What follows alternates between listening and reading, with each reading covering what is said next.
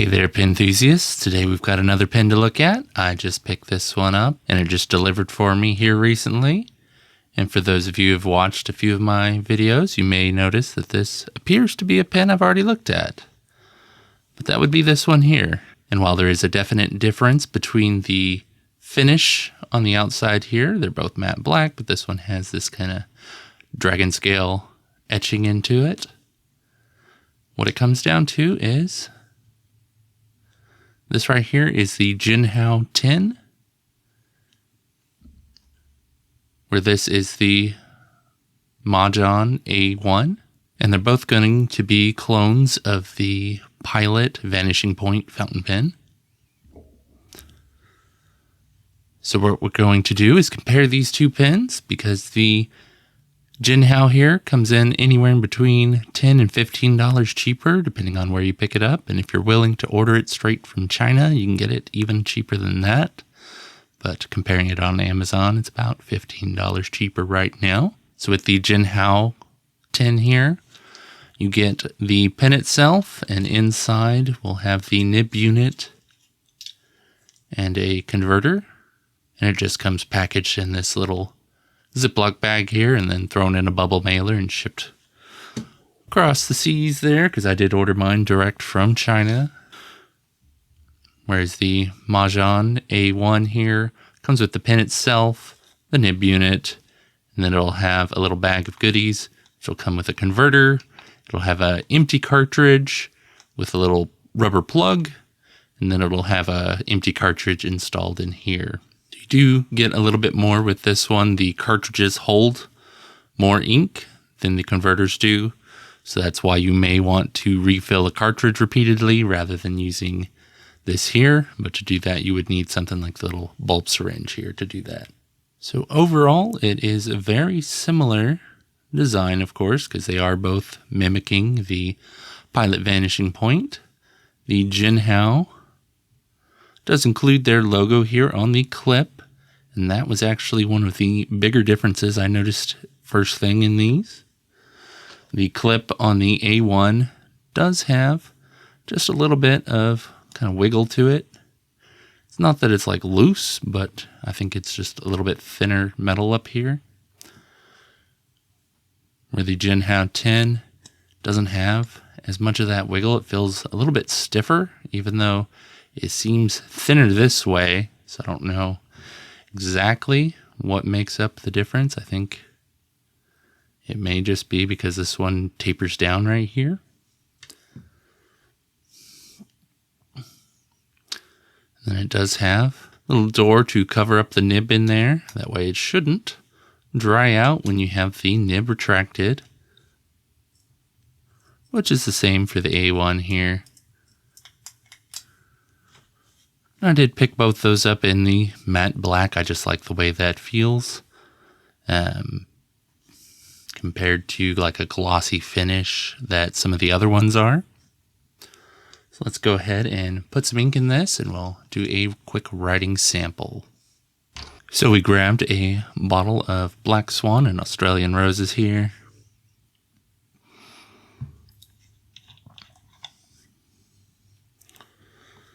I'll go ahead and fill that up real quick. We've got a bit of ink in there. As you can see, even with it fully inserted, it's actually hard to tell if you got any ink in there. You just kind of have to trust the process a little bit there. Get the lid on this. That way I don't have a horrible ink mishap. And so just like with the A1, there is a little notch here that matches up with the back of the nib unit here, so that it only goes all the way in one way there, so your nib is always facing the correct way inside the pen. And off camera, I did already swap the nib units between these two, and they fit right into each other, no problem. So we've got the Kokyo Campus notebook here that I did pick up recently. We're going to do just a quick little writing sample here.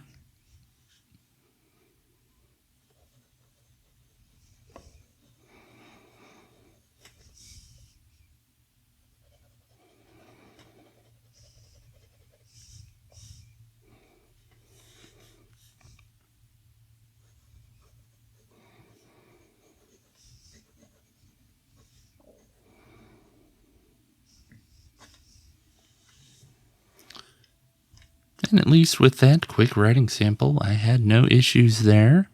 It feels like plenty of ink is coming out of it. This paper is quite slick, so it feels nice and smooth. And as you can see with the little, I fill up kind of in between the dots here to fill up a full square. And just do kind of a wipe test to see how much ink is kind of coming out of there. Seems to be plenty. Now this one here I need to also fill back up because it did have ink in there at some point, but with the A1 here, this one is an extra fine. So you can tell right away that it's writing quite a bit finer.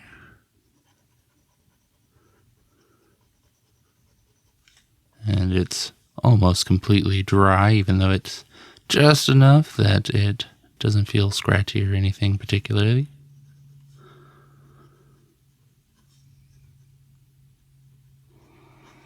I was able to get a little bit more ink out of it after playing with it a little bit more. This one has been sitting for a while. I did do a flush before I filled it back up with that cartridge.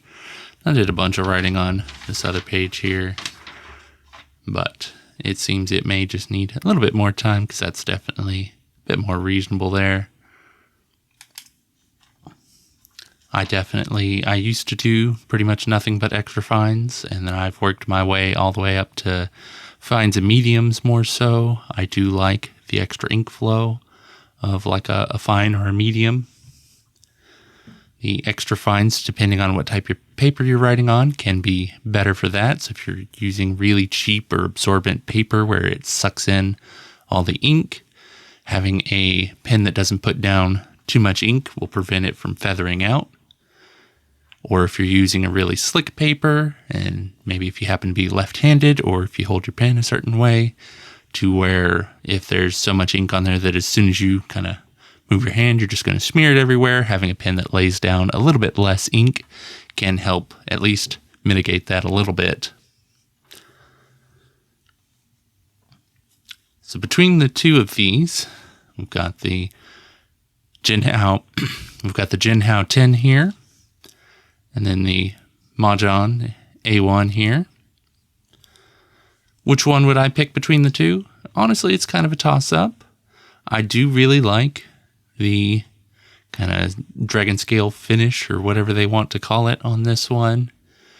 You can pick the Jinhao up with kind of the striped lines going vertically down it, which gives a similar overall appearance.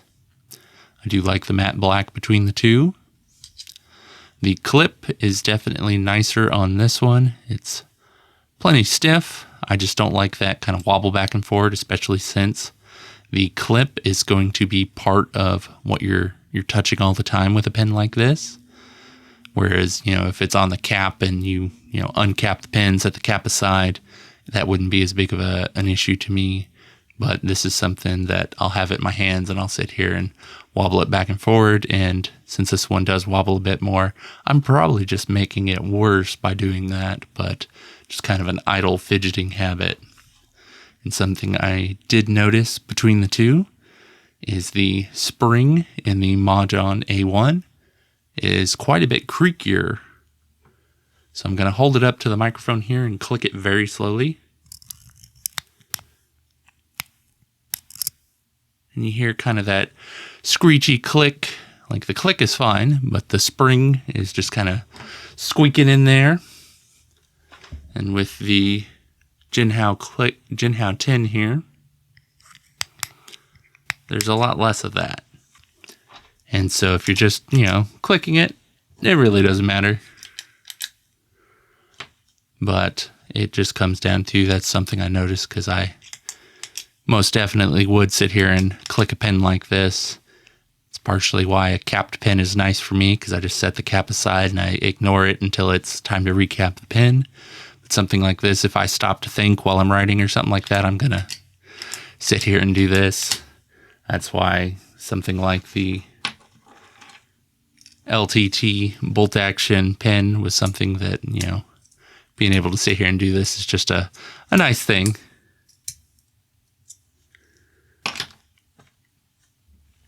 But other than that, build quality feels pretty similar between the two as far as the bodies go. They are all metal on these.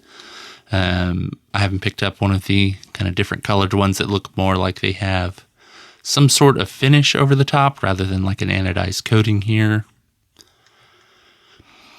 They do both have the little ink door or the nib doors that help seal it off, which should help it prevent from drying out quite as quick.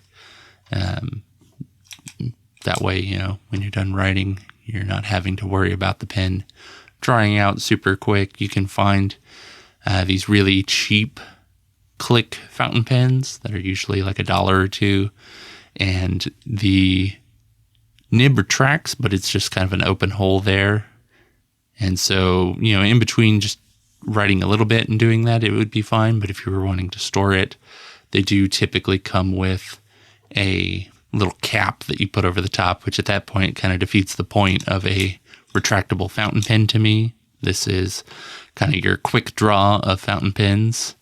Kind of the next step from here would be a snap fit cap, because you can just pull it off, put it back on super quick. And then a screw cap is going to be kind of your slowest one. Depending on the threads, it can get pretty into it as far as how many turns you have to go if it's a single thread rather than a multi-start thread. So price alone, I would pick up the Jinhao here. I would like to pick up one of these A1s with a fine nib just so I can compare them a little bit more apples to apples. Once it got writing here, that is more reasonable, but I do like the feel of just having a little bit more ink on the page there. Just makes it feel smoother, even if the nibs actually feel relatively similarly smooth. They're extremely small, extremely fine nibs regardless between the two. So you're not going to get as smooth and as springy of a feel, even though they're both steel nibs, compared to a full size, like number 6 size nib, just because there's a lot more surface material there. These, the nib unit and that little nib is teeny tiny. So there's no flex whatsoever. Honestly, it feels like if you tried to push it any at all, like it would break, because there's no flex. So I have a feeling if you tried to go a little bit beyond just normal hand pressure, that it's not going to spring back, is what it feels like on both of them, to me at least. So I'll have some affiliate links to both of these, depending on which one you like. Really, it's just kind of a personal preference. They're both knockoffs of the Pilot Vanishing Point. From my understanding, the kind of trademark or the whatever that was preventing them from knocking it off finally expired, which is why you started seeing these, is that design is no longer protected, is my understanding. So if you enjoyed the video, thanks for watching, and if you've got the time, check out a few more. It always helps me at least, and if it keeps you occupied, hey, that's good too.